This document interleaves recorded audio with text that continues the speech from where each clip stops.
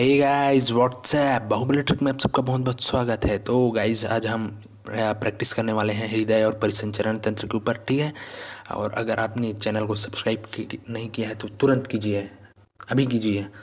और टेलीग्राम से भी जुड़ जाइए, ठीक है। तो चलिए पहला क्वेश्चन आपके टीवी स्क्रीन के ऊपर ये रहा, सॉरी मोबाइल स्क्रीन के ऊपर ये रहा। तो ट्राइकस्पिड कपाट स्थित होता है, ट्राइकस्पिड कपाट या ट्राइकस्पिड वॉल्व की बात कर रहा है। तो ऑप्शन ए बाएं आलिंद तथा बाएं निलय के बीच। अच्छा, आलिंद और निलय को मैं इंग्लिश में बता देता हूँ आपको। आलिंद को बोलते हैं ऑरिकल और निलय को बोलते हैं वेंट्रिकल, ठीक है। ऑरिकल वेंट्रिकल, आलिंद निलय, ठीक।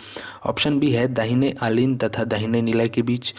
ऑप्शन सी निलय तथा पल्मोनरी शिरा के बीच।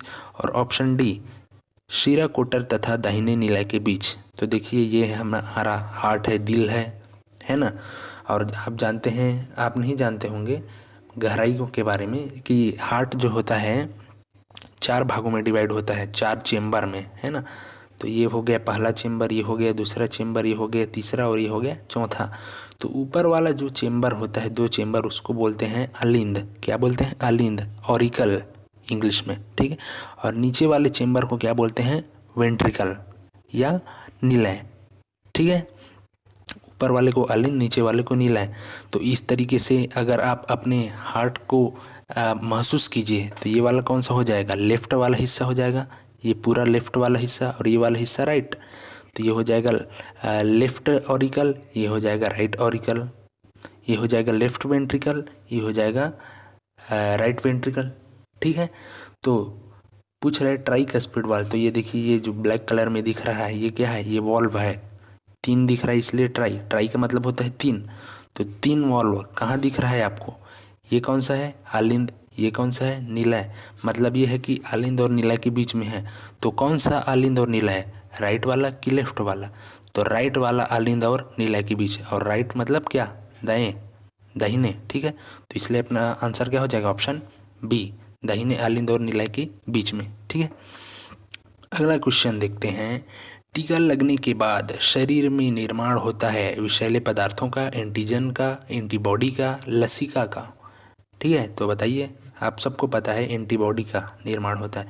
अभी एंटीबॉडी क्या होता है, टीका क्या होता है? जैसे कि जस्ट अभी चल रहा है अपना कोरोना वायरस, देखते हैं।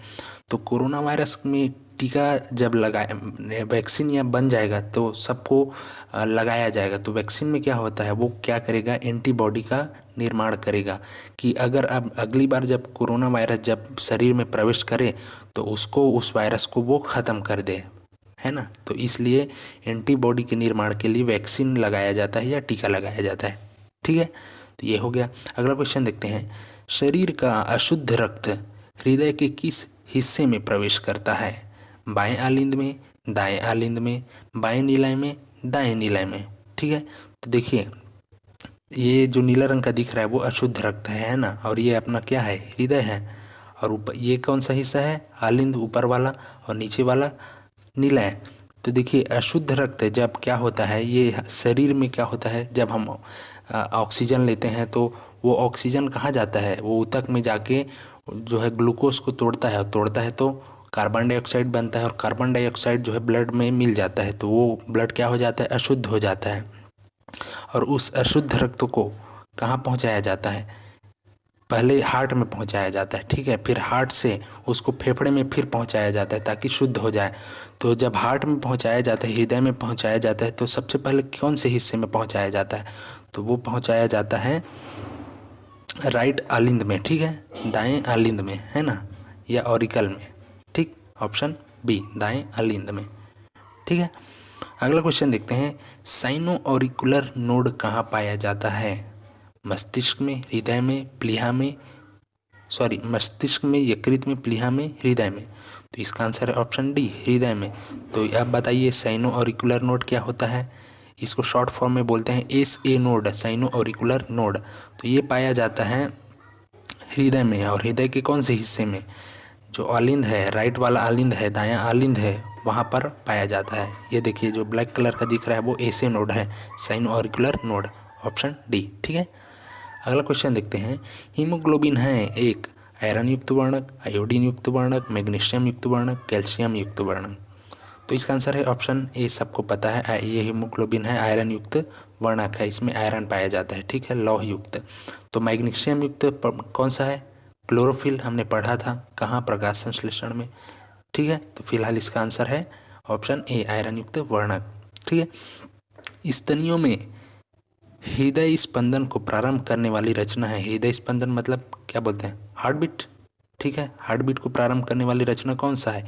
एबी नोड, पुरकिंजे तंतु, एसे नोड, कैरोटिड लेब्रिंथ। तो इसका आंसर है ऑप्शन सी, एसे नोड, साइनो ऑरिकुलर नोड। और वो कहाँ पाया जाता है? यहाँ पर पाया जाता है, हृदय में, ठीक है, राइट वाले ऑरिकल में, है ना, दायां आलिंद में। अगला क्वेश्चन देखते हैं।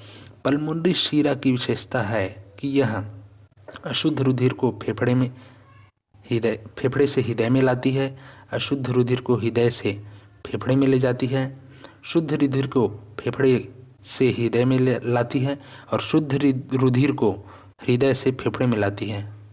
ये क्या है? सेम, हाँ। तो देखिए, पल्मोनरी शीरा, शीरा मतलब क्या होता है? वेन, पल्मोनरी वेन इंग्लिश में, है ना। तो सबसे पहले आप जानिए कि शुद्ध रक्त और अशुद्ध रक्त। एक बात याद रखिए, शुद्ध रक्त हमेशा धमनी में प्रवाहित होगा, है ना, आर्टरी में प्रवाहित होगा, ठीक है। और अशुद्ध रक्त हमेशा शीरा में प्रवाहित होगा और या वेन में प्रवाहित होगा, है ना। लेकिन इसका एक अपवाद है। हम ये तो जानते हैं कि शुद्ध रक्त धमनी में प्रवाहित होता है, लेकिन पल्मोनरी धमनी में ये अशुद्ध रक्त प्रवाहित होता है, ये इसका अपवाद है, ठीक है। उसी तरह हम जानते हैं कि शीरा में अशुद्ध रक्त प्रवाहित होता है, लेकिन एक इसका अपवाद है पल्मोनरी शीरा, उसमें क्या होता है? शुद्ध रक्त प्रवाहित होता है, ठीक है। तो ये देखिए, ये क्या है? ब्लैक वाला वो है क्या बोलते हैं? फेफड़ा है, सिगरेट पी पी के काला कर दिया। और ये क्या है? हृदय। और ये बीच में जो नली दिख रही है वो क्या है? पल्मोनरी शीरा है। अब जब हम सांस लेते हैं तो क्या होता है? ऑक्सीजन लेते हैं, तो ऑक्सीजन के माध्यम से ब्लड जो है वो शुद्ध हो जाता है, और शुद्ध होने के बाद ये फेफड़े से सीधा हृदय में पहुंचाया जाता है, ठीक है। तो इसलिए शुद्ध रुधिर को फेफड़े से हृदय में लाया जाता है पल्मोनरी शीरा के माध्यम से, ठीक है। अगला क्वेश्चन देखते हैं। कौन सा विटामिन रक्त का थक्का जमाने में मदद करता है? तो वो है vitamin E, vitamin K, vitamin C, vitamin D. Answer है ऑप्शन बी, विटामिन के। ये क्या करता है? रक्त का थक्का जमाने में मदद करता है, ठीक है। और अगर सोचिए रक्त का थक्का न जमे तो क्या होगा? पूरा खून शरीर से बाहर निकल जाएगा, ठीक है। तो इसलिए विटामिन के का होना शरीर में बहुत ज़रूरी है, तभी तो भाई थक्का जमेगा, ब्लड क्लॉट होगा, और जो प्रवाह है रक्त का वो बंद होगा, है ना। उसके बाद देखते हैं अगला क्वेश्चन। गति निर्धारक पेस मेकर नियंत्रित करता है पेल्विस के संकुचन को, हृदय में रुधिर के बहाव को, हृदय में रुधिर के वापस आने को, हृदय स्पंदन को। तो देखिए, साइनो ऑरिकुलर नोड या एसी नोड के बारे में हमने पढ़ा था। क्या पढ़ा था? कि यह हृदय के स्पंदन को क्या करता है? नियंत्रित करता है। और इसीलिए एसे नोड को या साइनो ऑरिकुलर नोड को, जो यहाँ पर होता है ना, उसको क्या बोलते हैं? उसको हृदय का पेस मेकर बोलते हैं या गति निर्धारक बोलते हैं। और जब कभी कभी वो ख़राब हो जाता है तो फिर ऑपरेशन करके कृत्रिम पेस मेकर यहाँ पर लगाया जाता है, ठीक है, ये याद रखिए। तो ऑप्शन डी, हृदय स्पंदन को नियंत्रित करता है पेस मेकर, ठीक है। अगला क्वेश्चन देखते हैं। स्तनियों में महाधमनी कहाँ से निकलती है? बायां आलिंद, दायां आलिंद, दायां नीलय, बायां नीलय। तो ये है हमारा हृदय, दिल 4 भाग में डिवाइड है, ठीक है, जिसको नीचे वाले हिस्से को क्या बोलते हैं? नीलय बोलते हैं। और ये वाला हिस्सा इस साइड का, उसको क्या बोलते हैं? लेफ्ट वेंट्रिकल, या क्या बोलते हैं? बायां नीलय, है ना। तो बायां नीलय से ही एक देखिए यहाँ पर एक लंबी मोटी पाइप निकली हुई है, जिसको क्या बोलते हैं? महाधमनी बोलते हैं, इंग्लिश में एओर्टा बोलते हैं, एओर्टा, है ना। तो ये कहाँ से निकलती है? बायां नीलय से। तो ऑप्शन डी, ठीक है। अगला क्वेश्चन देखते हैं। धमनी में दीवार महीन, रक्तदाब कम, दीवार मोटी, रक्तदाब उच्च, दीवार महीन, रक्तदाब उच्च, दीवार मोटी, रक्तदाब कम। तो देखिए, धमनी के बारे में जानिए कि ये इसकी दीवार जो है मोटी होती है, ऑप्शन बी। शरीर के जो है वो गहराई में स्थित होता है, ब्लड प्रेशर जो है वो बहुत ज़्यादा होता है, और इसमें कपाट नहीं पाया जाता, ये 4 बातें आप याद रखिए, ठीक है। धमनी के बारे में, दीवार मोटी होती है और रक्तदाब उच्च होता है।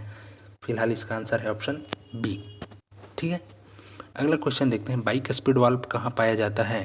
तो देखिए हमने पहला क्वेश्चन ट्राइस्पिड वाल्व के ऊपर किया था, ठीक है। तो और ये वाला क्वेश्चन बाइस्पिड वाल्व पर है, मतलब बाई मतलब 2, ठीक है। वो कहाँ पाया जाता है, तो इस लोकेशन को देखिए और आप बताइए कि ये क्या है। अगर पहला क्वेश्चन आपने समझ लिया है तो ये आपको से बन जाएगा। तो इसका आंसर क्या है, ये ऊपर वाला क्या है, आलिंद है, सॉरी, और नीचे वाला क्या है, निलय है ना।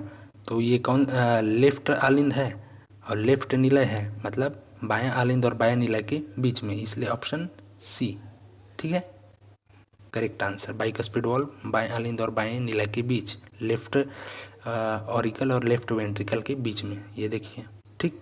अगला क्वेश्चन देखते हैं, फेफड़े से बाहर जाने वाले रुधिर में फेफड़े के अंदर वाले रुधिर से किसकी मात्रा अधिक होती है, कार्बन डाइऑक्साइड, हाइड्रोजन, ऑक्सीजन, जल। तो देखिए जब हम सांस लेते हैं, ये क्या है, इसको, ये फेफड़े का वो कौन सा हिस्सा है, कुपिका या एल्वियोलाई, आप समझिए। हमने परिसर वो क्या बोलते हैं, रेस्पिरेटरी सिस्टम जब हम पढ़ रहे थे तो हमने बता दिया था पूरा डिटेल में, है ना।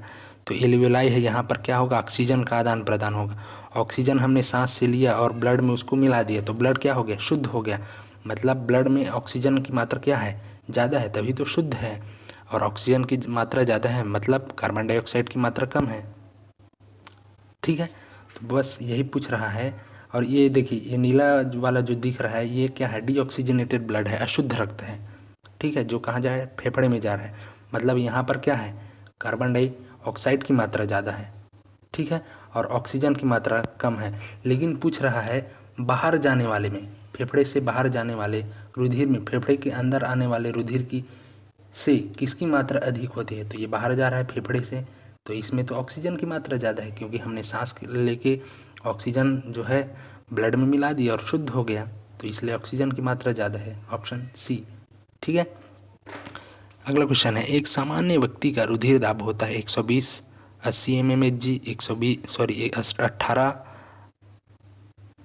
100 mmHg, 80 120 mmHg और 100 80 mmHg। तो देखिए इन दोनों क्वेश्चन में आपको क्या होगा, डाउट होगा, है ना। तो सबसे पहले जो हाई ब्लड प्रेशर है उसको लिखा जाता है, उसके बाद लो ब्लड प्रेशर को लिखा जाता है। तो एक स्वस्थ व्यक्ति में ब्लड प्रेशर जो है अधिकतम से अधिकतम 120 mmHg होना चाहिए, ठीक है, और न्यूनतम से न्यूनतम में 80 mmHg होना चाहिए, ठीक है। तो इसलिए अपना आंसर क्या हो जाएगा, ऑप्शन ए, ठीक है गाइस। तो गाइस वीडियो इतना ही है, पसंद आया होगा तो फिर वही लाइक, सब्सक्राइब, शेयर, ठीक है। थैंक यू सो मच, मिलते हैं नेक्स्ट वीडियो में।